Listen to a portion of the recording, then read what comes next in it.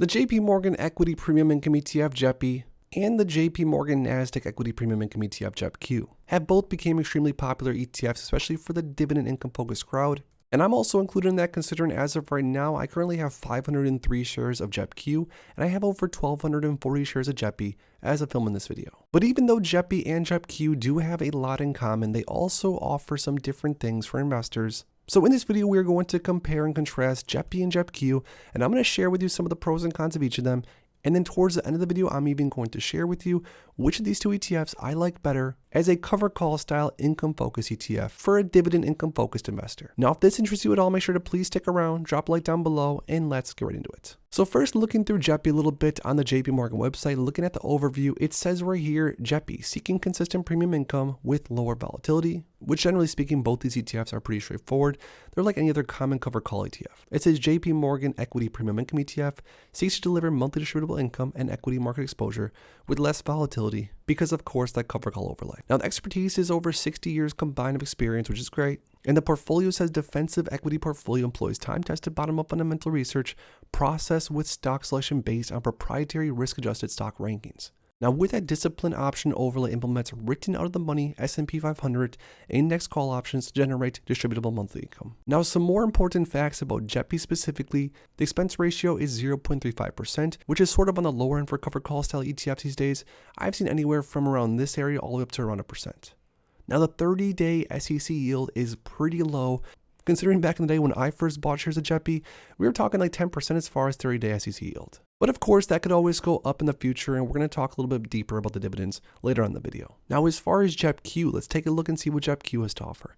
It says also seeking consistent premium income with lower volatility. It says JP Morgan Nasdaq Equity Premium Income ETF seeks to deliver monthly distributable income and Nasdaq 100 exposure with less volatility. Now, expertise lead portfolio manager Hamilton Reiner has over 3 decades of experience investing in equities and equity derivatives. Now, the portfolio's underlying equity portfolio employs an applied data science approach to fundamental research and portfolio construction. Now, with this discipline option overlay, in this case, written out of the money Nasdaq 100 index call options that seek to generate distributable monthly income. So right away, the difference is that in JEPI, we're talking S&P 500 written out of the money call options, and of course with JEPQ, we're talking Nasdaq 100. So that's going to be a big difference just right there. Now with JEPQ, the expense ratio is exactly the same, so it's not much different there, but the 30-day SEC yield is 8.88%, which although it is higher than JEPI's, of course, it still, relatively speaking, is pretty low considering what these ETFs have paid investors historically. So now that we understand some of the basics and how both these ETFs work, looking at the performance of both these ETFs,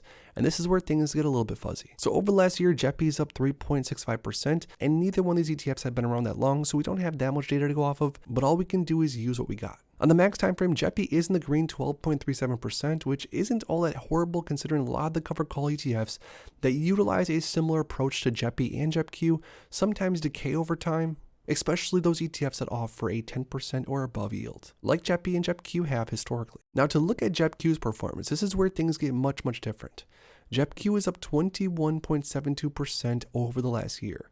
This ETF has really shocked income-focused investors like myself because a lot of us that bought into JEPQ a while back never really thought that this ETF was going to really move our portfolio like it has. But because the holding breakdown, of course, JEPQ is higher beta, but stick around because we'll dig a little bit more into that soon here. Now, in the max time frame, JEPQ has actually grown less than JEPI, up 5.1%.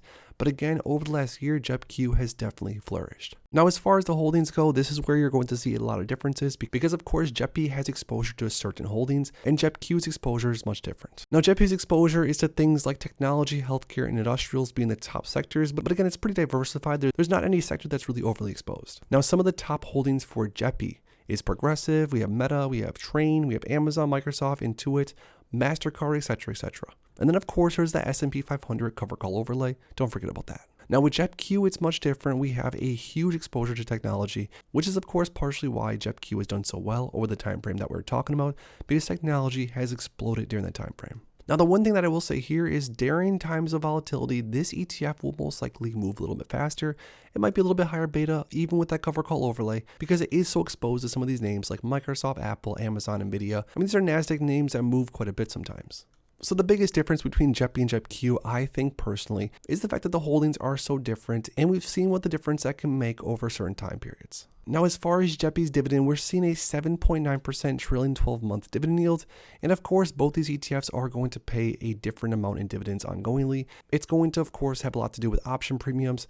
If there's more volatility in the market, option premiums are going to be a little bit more expensive, which means an ETF like this that sells covered calls is most likely going to be able to generate more income and then pay more dividends to investors like you and I. Now, JEPQ is a trailing 12-month 9.42% dividend, which is a little bit higher than that of JEPI, but again, things can change, and as of recently, JEPI and JEPQ have both paid a very, very low dividend, and this is of course because volatility has been pretty low, relatively speaking, but hopefully for the sake of shareholders like you and I probably, we can see things ramp back up here sometime soon. Now lastly, I think it's important to stack JEPI and JEPQ up head to head and see how both of them have performed. So this is over a 1.8 year time frame, and this is with $10,000 invested into each JEPI and JEPQ, and also, just to make things interesting, with dividends reinvested. So since May 4th of 2022, you can see that JEPI back in the day was $59.34 per share, now currently around $56 per share.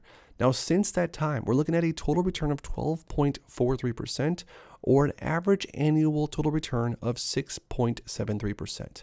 Not all that horrible, not all that great, 6.7% within this time frame. I would say it's sort of on the lower end just because the market over this time frame has done generally pretty well. Now lastly, that $10,000 invested into JEPI over 1.8 years would have made the investor $11,243 over that time frame.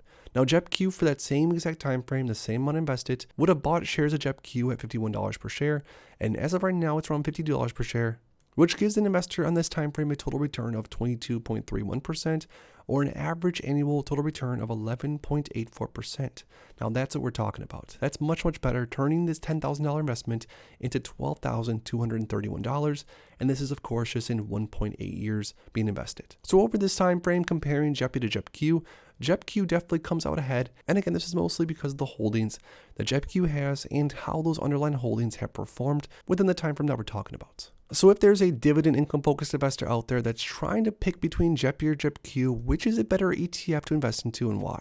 Now, generally speaking, at least from my point of view, I currently own shares of both JEPI and JEPQ, and since I've owned both them, I've been paid consistently on a monthly basis, and as far as their share price goes, I'm down a tad on JEPI, and I'm up quite significantly on JEPQ. But either way, I pretty much bought both these ETFs as consistent, reliable monthly income because of course that cover call strategy seems to work throughout most markets, at least historically speaking. Now moving forward, if I were to have to pick between JEPI and JEPQ, if I were to have to put more money into either one of them, which as of right now, I'm not buying more of either one of them currently, but I would definitely pick the JP Morgan Nasdaq Equity Premium Income ETF, JEPQ, just because I do think that this ETF does have more growth potential because of the underlying holdings in the strategy. Now that being said, I still am a big fan of JEPI. I'm going to hold on to my shares of JEPI. Even if I don't buy any more shares, I'm not selling any anytime soon. But now I want to hear from you guys down below. If you were to have to choose between JEPI or JEPQ, the JP Morgan Nasdaq, which ETF would you choose out of those two and why? Drop it in the comments down below. If you enjoyed this video, make sure to please drop a like and subscribe for more future content like this. Thanks as always for stopping by, and if you are interested in investing, make sure to check out these recent videos I posted right here.